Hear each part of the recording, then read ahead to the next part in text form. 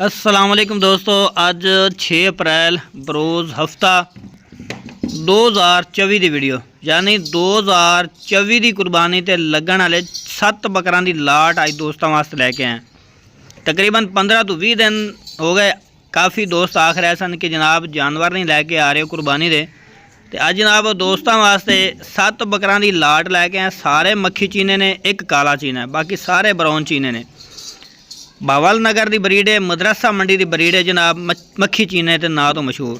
तो सारे घर के पल्ले ने बकरे, इन्हां चों 5 बकरे प्योर दोंदे ने ते 2 बकरे जनाब पक्के खीरे ने। एक एक करके विखावांगे, इन्हां दे मूँह भी खोल के विखावांगे, रेट भी दसांगे। जाना नहीं किधरे, मुकम्मल वीडियो वेखनी है। और तुसां वेख रहे हो यूट्यूब चैनल मोहितबा गोट फार्म लुडन। तो गुजारिश करांगा जेडे नवे दोस्त ने इस चैनल से, अगर हाली तक उन्हें इस चैनल को सबसक्राइब नहीं किया, सबसक्राइब कर लो, नाल घंटी भी दबाओ ताकि हर नवी आने वाली वीडियो का नोटिफिकेशन सब तो पहले तुहाडे तक पहुँचता रहे।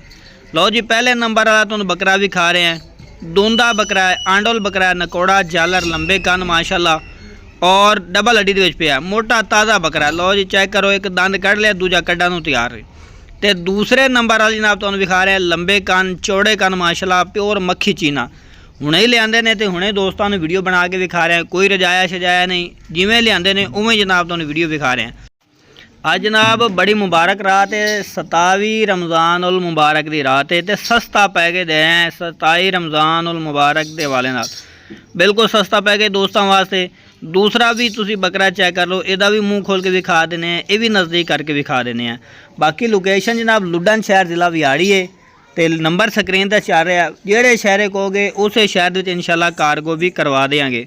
अगे जनाब तीसरे नंबर वाला बकरा भी चेक करो, 1-2 लोगे उन्होंने रेट अलग होंगे, पूरी लाट लोगे उदा रेट इको ही होएगा।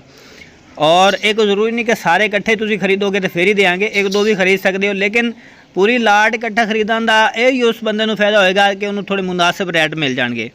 डिमांड इन्हों की जनाब कर रहे हैं 45 हज़ार, लेकिन अगर कोई 7 बकरे इकट्ठे खरीदेगा फिर जनाब उन्होंने फाइनल 38 हज़ार के हिसाब नाल मिल जाएंगे। लेकिन जो दोस्त साढ़े बरूने मुल्क में साड़ी वीडियो वेख रहे हैं उन्होंने वास्ते खसूसी पैकेज है कि 39 हज़ार तो भी घट कर लाँगे, 38 हज़ार तो भी घट कर लाँगे, कोई 42, 39, 45 नहीं होएगा। फाइनल उन्होंने वास्ते जनाब 37 हज़ार जैसा पुट्ठा होएगा। ये ऑफर है जनाब उन्होंने दोस्तों वास्ते।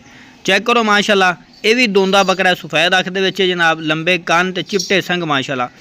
भुखे जानवर दोस्तों भी खा रहे हैं, कोई रजा शजा साढ़ा काम ही नहीं जनाब। जानवर रजा रजू कहते हैं जनाब पानी शानी पिवा के फिर वो भी ना इस तरह कभी काम नहीं किया, तो ना ही कोई इस तरह करना है। सारा दे मुँह खोल के विखा रहे हैं, सारे जानवर विखा रहे हैं।